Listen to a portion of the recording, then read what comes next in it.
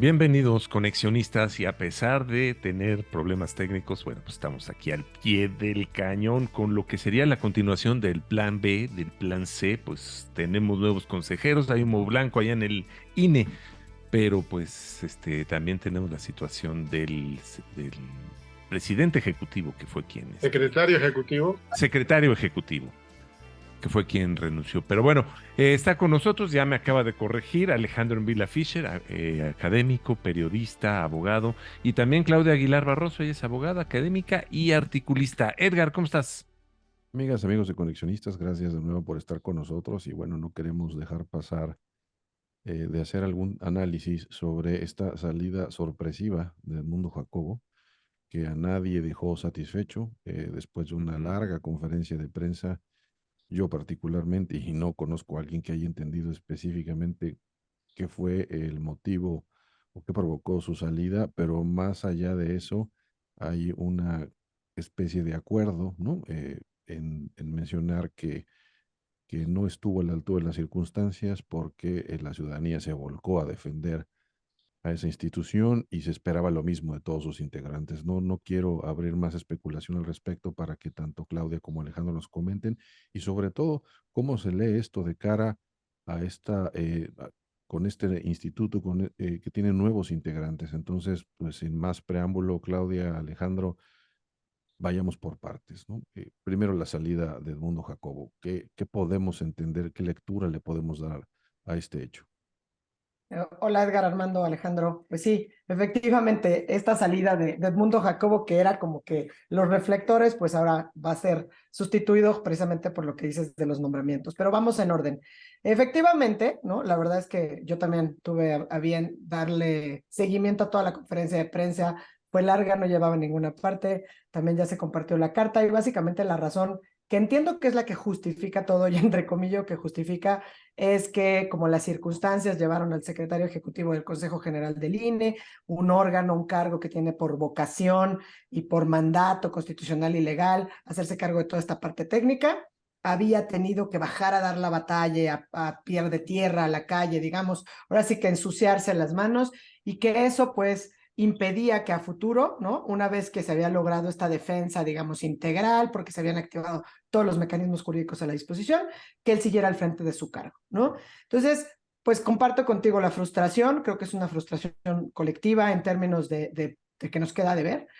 Y acotaría un comentario con qué pasa también con las acciones legales que el propio Edmundo Jacobo inició, porque como saben, promovió un mecanismo pues, de defensa ante el Tribunal Electoral del Poder Judicial Federal, tanto él como el Consejo General del Instituto, pero también un juicio de amparo que efectivamente fue lo que le permitió regresar y ser reinstalado en su encargo con posterioridad a la entrada en vigor del llamado Plan B, y que pues al día de hoy, no obstante contar él con una suspensión definitiva, pues hay un trámite pendiente. Justamente hoy en ese expediente lo que se pidió es que el juez de distrito pues requirió al instituto para que se aclare, digamos, la situación o el trámite que se le dio a la renuncia presentada por Edmundo Jacobo, porque en términos de las atribuciones que tienen los juzgadores, pues se tienen que llegar de todos los medios de defensa para saber cómo resolver. Seguramente pues se va a quedar sin materia el juicio, porque precisamente pues era la cuestión del transitorio. Entonces, a mí me preocupa lo que sigue cuando deja la cabeza acéfala de la Secretaría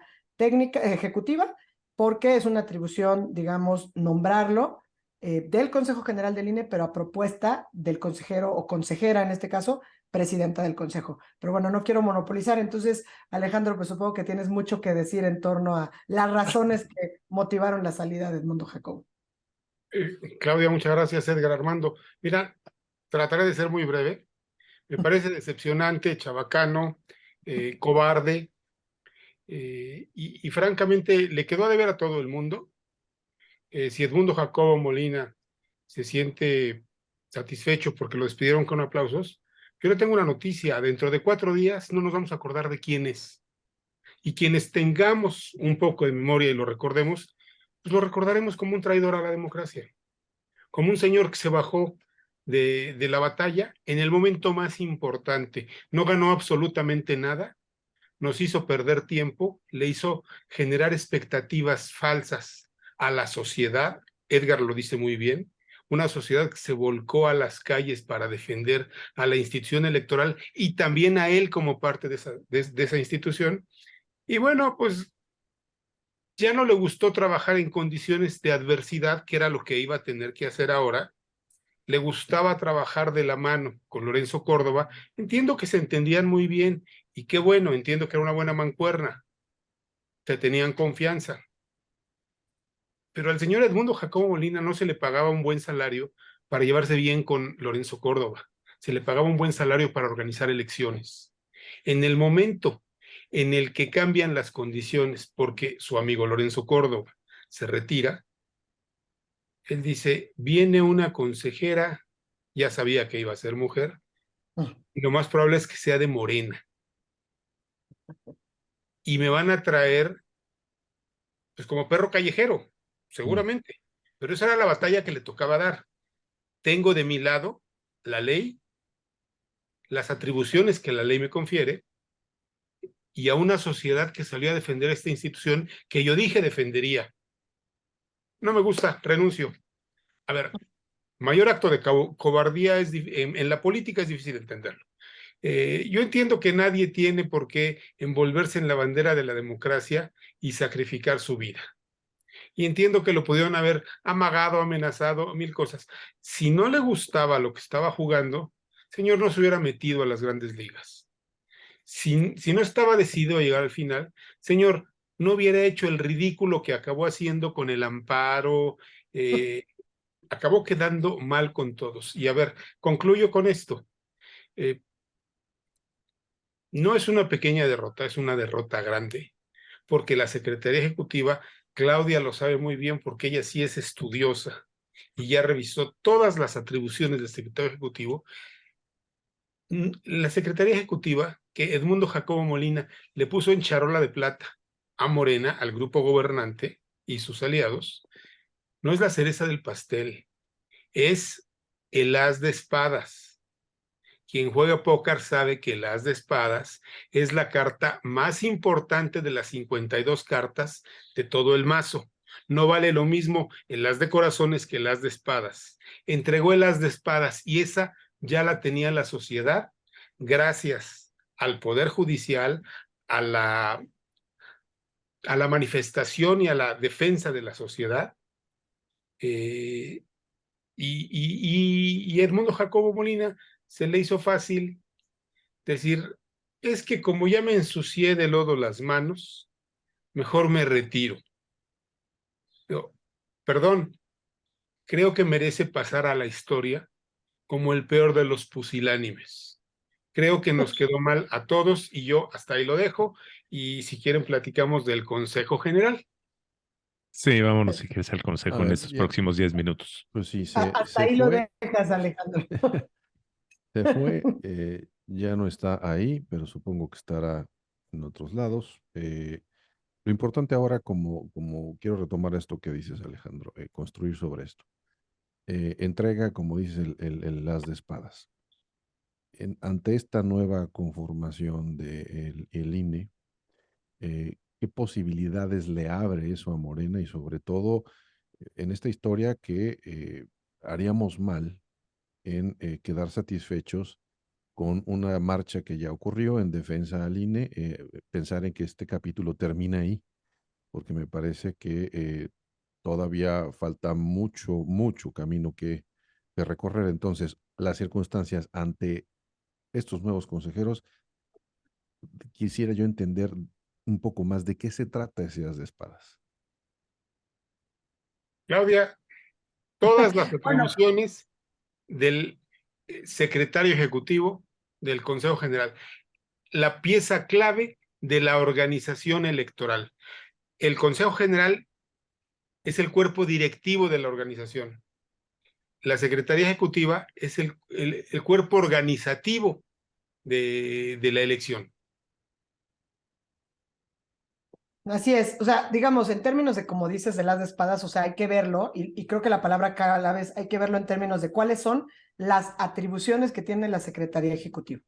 Y las atribuciones que tiene la Secretaría Ejecutiva, precisamente por el diseño, por la autonomía y por estas cosas que hemos venido platicando cuando estábamos analizando, bueno, estamos analizando parte por parte el planteamiento del Plan B, pues parte de lo que se dice, vamos a destazar al INE, pasa por violentar esto que con las atribuciones y la autonomía, pues se han ido construyendo en los últimos años. Entonces, cuando se deja esta vacante en el momento en que va a llegar una nueva persona a ocupar la presidencia del Consejo General del INE, pues sin duda por lo menos es una decisión que estratégicamente es torpe, ¿no? O sea, si estamos diciendo, oye, es que Morena quiere tomar por asalto, quiere destazar la 4T, etcétera, y entonces tú ya tienes la Secretaría Ejecutiva, porque ya no está en duda, por lo menos en este momento, Claro. su permanencia. No es solamente la suspensión del amparo, era la decisión del Tribunal Electoral del Poder Judicial Federal, sumada a la suspensión decretada en la controversia constitucional por el ministro Lainez, digamos. O sea, ya no era nada más esta lectura de él se quiso que hacer permanente en el puesto, y entonces ahí hay un cuestionamiento importante en términos de atribuciones. Ahora, me regreso quizá a estos perfiles de las personas que van a ocupar a partir de la próxima semana y que, bueno, afortunadamente diría yo, empezaría festejo que se haya cumplido el procedimiento contrario a algunas pues cuestiones que habíamos platicado también con ustedes, aquí con Alejandro, en que sí salió por el mecanismo de insaculación, una jornada maratónica que acabó esta madrugada y que efectivamente todos salieron en el proceso de insaculación y eso permitió que quien se especulaba que quería o que era la candidata preferida para ocupar la presidencia no la ocupe. Y en ese sentido, por lo menos quisiera estar optimista, yo creo que por lo menos con 3 de los 4 perfiles que llegan, incluida desde luego la persona que va a ocupar la presidencia. ¿Y por qué me mostraría optimista? Porque al margen de las filias partidistas, digamos, de corazón morena, sí es una persona que tiene experiencia en la materia electoral. Y eso creo que es algo que vale la pena destacar y que por lo menos también si es una persona congruente con su experiencia, con su trayectoria, seguramente pues tendrá que lograr desvincularse de estas cuestiones que especulativamente pues de alguna manera la manchaban, ¿no? Entonces ella es Guadalupe Tadei Zavala, ella a partir de ahora va a ser la consejera presidenta del Consejo General del INE y tiene una amplia trayectoria. Otros 2 que a mí me parecen perfiles, la verdad, no solamente neutrales, sino muy buenos perfiles que llegaron al Consejo General del INE, son, y lo había anticipado creo que en este mismo espacio, Rita Bel López Vences, que es originaria de Oaxaca, y además había estado en el Instituto Electoral de Oaxaca hace algunos años y de Participación Ciudadana, y es una mujer con una trayectoria impecable, muy preparada, muy comprometida, y que además conoce incluso pues de los sistemas normativos como el de Oaxaca, que pasa por usos y costumbres. Entonces, creo que ese es un gran perfil para incorporar también al Consejo General del INE. Y lo mismo diría en términos de la figura de Arturo Castilla Loza, que me parece que también es alguien que puede pues fortalecer su participación a las discusiones y al debate del Consejo General del INE. Me parece que el más cuestionado de todos ellos, y tendrá que limpiarse ese estigma, sobre todo por su relación con el secretario de Gobernación, con Adán Augusto, es el de Jorge Montaño Ventura, que pues lo que he escuchado es que no tiene más que una participación sí cercana a Morena, pero además precisamente porque estaba en la Fiscalía Especializada en Delitos Electorales, ¿no? Del Estado de Tabasco, y ahí viene su vínculo con el actual secretario. Entonces, el reto es muy importante en cuanto a su incorporación al Consejo General del INE, todos los asuntos y sobre todo, pues, de cara a organizar pues las jornadas, los procesos electorales que están en puerta, el del 2023, ¿no? Coahuila y Estado de México, y desde luego pues de cara al 24. Pero sí hay que estar muy claros o muy atentos a cómo se ocupa esta vacante que deja el secretario ejecutivo, cuál es la propuesta que hace la consejera presidencia y si se alcanza la mayoría de 2/3 partes al interior del Consejo General del Instituto. Perdón, antes de seguir, me gustaría nomás que me contestaran así rapidísimamente cómo se elige al nuevo secretario ejecutivo. Claudia. Adelante, Alejandro. Bueno, pues es una designación a propuesta de la presidenta, del presidente del Consejo General del Instituto, y se aprueba por mayoría de 2/3 partes del Consejo. Así es como Ok, se dio el nombramiento de Edmundo Jacobo que acaba de salir, y ok. bueno, pues eso tendrá que ocurrir a Pero continuación. solo Guadalupe Tadei Zavala puede presentar la propuesta. Ella tiene que presentar la propuesta y luego cabildearla con el Consejo para lograr las 2/3 partes de los votos y que esa propuesta sea aceptada por el Consejo. Ningún otro Ok. consejero puede proponer secretario ejecutivo. O Ok. sea La que votación es sí, muy sí, o importante. sea A que lo ver, que sigue es una disputa y una yo, presión de Morena para lograr que esa secretaría caiga en manos de alguien absolutamente es una vinculado. posición clave, Ujú. exactamente, es una posición clave. A ver, yo no tengo absolutamente nada en contra, ni siquiera tengo suficiente información más que el currículum leído de Guadalupe Tadei Zavala. Me preocupa una cosa, no quiero ser ingenuo, y lo tengo que poner sobre la mesa. La mitad de su familia trabaja en posiciones de gobierno, Sí, y eso, a ver, eso no la mancha a ella, pero pues seamos suspicaces. Ujú. exactamente. Sí la convierte en una persona vulnerable, presionable por muchos lados familiares. Claro. Eh, y vamos, creo que hemos visto en más de una ocasión, no descarto que a este señor, Jacobo Molina se llama, lo hayan presionado de algún modo. Ya ven, ya se me está olvidando su nombre. Así Edmundo vamos dando la Jacobo historia, ¿eh? No va a durar 5 minutos. Lo hayan presionado. A ver, esa es una de las estrategias que ha utilizado el grupo en el poder hoy, presionar por diferentes vías. Me preocupa de la consejera presidenta y ojalá me equivoque, así como me equivoqué porque yo dije que no iban a llegar a la insaculación, llegaron a la insaculación, ojalá me equivoque, pero es presionable por muchos lados, tiene demasiados parientes, el papá, el sobrino, deben 8 o 9 que se pueden quedar sin trabajo, nada más para presionarla a ella, ¿no? Y bueno, Claro, pues las presiones a los familiares, por la vía de los familiares, son conocidas y tradicionales en política. exactamente. Pues la conclusión aquí con la que me quedo es, a ver, no es, no fue el escenario catastrófico, no No, ocurrió, cierto. pero esto no está resuelto todavía. O sea, no es motivo como para relajarse y no darle seguimiento a esto. Sobre todo, quiero ponerme del lado de esa sociedad porque yo aquí, en el lugar donde me encuentro, pues sí fui a mi marcha en donde hubo no más de 250 personas y de repente se personaron ahí para mí algunos personajes indeseables a querer tomar el liderazgo de esa protesta, pero esa es otra historia. O sea, A ver, como miembros déjame de esta sociedad, interrumpirte. sí. A ver, justo por lo que acabas de decir, porque no fue el escenario catastrófico, y perdón por la interrupción, Edgar, eso hace mucho más grave la cobardía de Edmundo Jacobo Molina. Justo porque no fue el escenario catastrófico, eso vuelve mucho más grave que haya entregado el as de espadas, que haya entregado la Secretaría Ejecutiva cuando no era necesario hacerlo. Entonces, Ahora, bueno, sumándose al sospechosismo, es raro como que los actores estos de siempre, porque la verdad es que así, que salieron a defender, ¿no? A decir, es que la renuncia fue un acto correcto, un acto valiente, que la verdad es que yo sí, visto a la distancia, creo que cada vez estoy mucho más convencida que al contrario. Pues por eso digo, incluso sin calificar si es un acto cobarde o no, me parece que estratégicamente es una cosa muy torpe, porque si nos vamos así a la definición de la Secretaría Ejecutiva, o sea, la Secretaría Ejecutiva es un órgano central de carácter unipersonal. O sea, imagínense todas las atribuciones que tiene, porque coordina la junta, conduce la administración, supervisa todo lo que es el desarrollo, digamos, de las actividades de los órganos ejecutivos. Es como que parece una contradicción de, estamos diciendo que el plan B destaza al instituto porque va a pulverizar todo lo que se ha construido administrativa y técnicamente y dejamos que la cabeza pueda llegar a modificar eso desde adentro sin atentar ahí sí contra la autonomía, porque además estas cosas, acuérdense que en la primera entrega que tuvimos Alejandro y yo, decíamos, son de las que están quirúrgicamente construidas que puede que en una de esas pasen el test de constitucionalidad, ¿no? Así es. Entonces, qué peligroso, la verdad. bueno, pues entonces eso pues obliga al sospechosismo, ¿no? Pensar en qué tuvo que haber pasado para que renunciara si se sabía esto y además que se diera una conferencia de prensa en donde los argumentos ofrecidos pues fueron pobres por decirlo menos.